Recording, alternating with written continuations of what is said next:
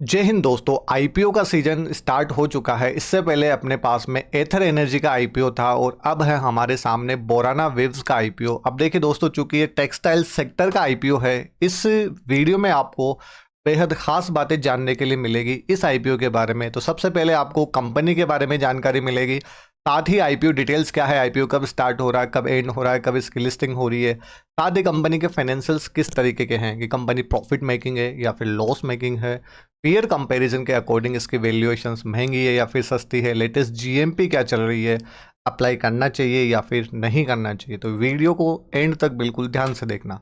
देखिए दोस्तों, सबसे पहले अगर हम बात करें तो यहाँ पे 50 साल की लेगेसी है इस कंपनी की।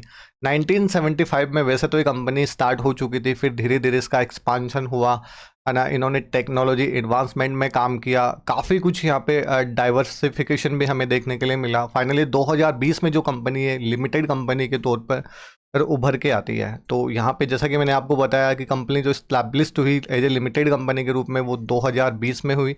अब ये क्या मैन्युफैक्चरिंग करती है, तो देखिए फैब्रिक के रिगार्डिंग इनका, मैन्युफैक्चरिंग के रिगार्डिंग इनका काम है, जो कि अलग अलग जगह काम में आता है। For example apparel and garments में ये काम में आने वाला है, जो कि डेली टू नीड है मेंस एंड वुमेन्स की। साथ ही अगर बात करें होम टेक्सटाइल में भी ये काम में आता है, टेंट फैब्रिक्स में भी ये जो है काम में आता है।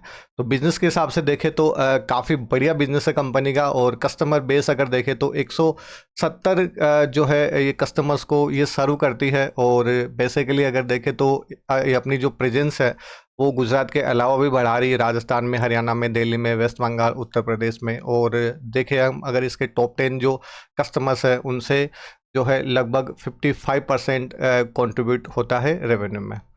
तो कंपनी का जो सेक्टर देखे तो वो बहुत ही बढ़िया सेक्टर है, day to day daily life में यूज होने वाला ये सेक्टर है। तो ऑब्वियस बात है सेक्टर के रिगार्डिंग कोई भी हमें नेगेटिव पॉइंट हमें नज़र नहीं आ रहा है। साथ ही बात करें कंपनी की फाइनेंशियल रिपोर्ट के बारे में, तो देखिए 2022 से 24 तक का डेटा अपने पास में है। सितंबर 2024 मतलब 2 क्वार्टर का डेटा अपने पास में यहाँ पे निकल के आता है। यहाँ पे अगर हम दोस्तों रेवेन्यू देखें तो 2022 से 23, 23 से 24 और सितंबर 24 तक का डेटा आपके सामने है।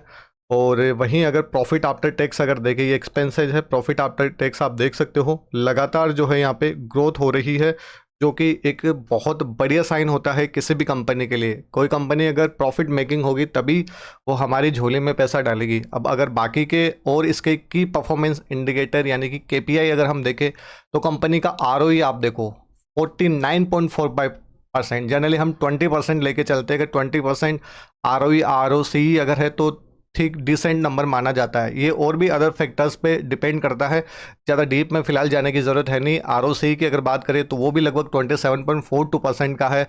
आर ओ एन डब्ल्यू अपने पास में लगभग 50% ही आ गया। और पेट मार्जिन भी हमें बहुत बढ़िया यहाँ पे डिसेंट नंबर दिख रहा है, लगभग 12.25% का। आई होप ये बातें आपको क्लियर हो गई होगी। तो कंपनी के अगर हम फंडामेंटल्स देखें, फाइनेंशियल्स देखें तो कंपनी हमें बहुत बढ़िया नज़र आ रही है।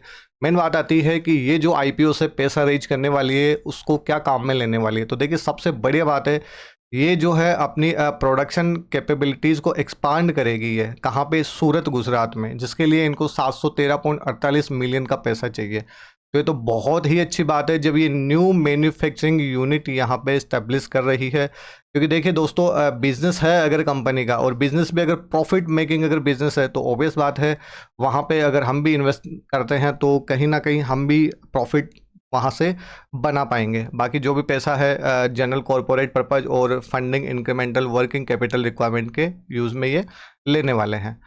अब मेन बात आती है आईपीओ कब ओपन हो रहा है। तो दोस्तों आईपीओ जो है 20 मई को ओपन हो रहा है। 22 मई यहाँ पे लास्ट डेट रहने वाली है। थोड़ी सी एक दुख की बात यह है कि रिटेल कोटा यहाँ पे 10% ही रखा गया है। आईपीओ का साइज 0.67 करोड़ शेयर्स यहाँ पे रखे गए हैं। फेस वैल्यू यहाँ पे 10 रखी गई है। फिलहाल प्रोमोटर होल्डिंग बहुत बढ़िया है। जैसे ही आईपीओ लॉन्च होगा उसके बाद में भी प्रोमोटर होल्डिंग 70+ तो यहाँ पे रहने ही वाली है।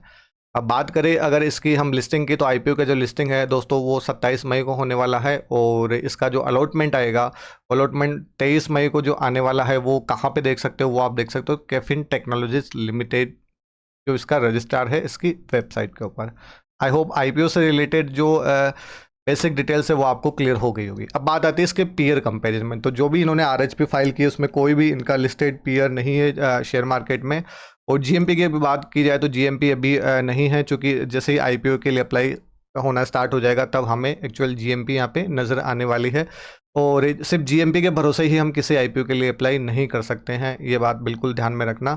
और बाकी जैसे ही जीएमपी आएगी और बाकी के और फैक्टर्स होंगे उसके अकॉर्डिंग फिर हम फाइनल डिसीजन लेंगे कि इसके लिए अप्लाई करना चाहिए या फिर नहीं करना चाहिए। थोड़ा सा वेट कीजिए, क्योंकि मार्केट पे भी बहुत सारी जो है कंडीशंस डिपेंड करती है एक आईपीओ के लिहाज से, क्योंकि अभी मार्केट में थोड़ा उतार चढ़ाव हो रहा है, तो थोड़ा सा वेट कीजिए। बाकी वीडियो में दी गई जानकारी आपको कैसे लगी? अगर वीडियो में दी गई जानकारी आपको अच्छी लगी तो प्लीज़ चैनल को सब्सक्राइब कीजिएगा, प्यारा सा कमेंट ज़रूर कीजिएगा, और इस आईपीओ के बारे में आपके क्या विचार हैं प्लीज़ ज़रूर कमेंट करके बताइएगा।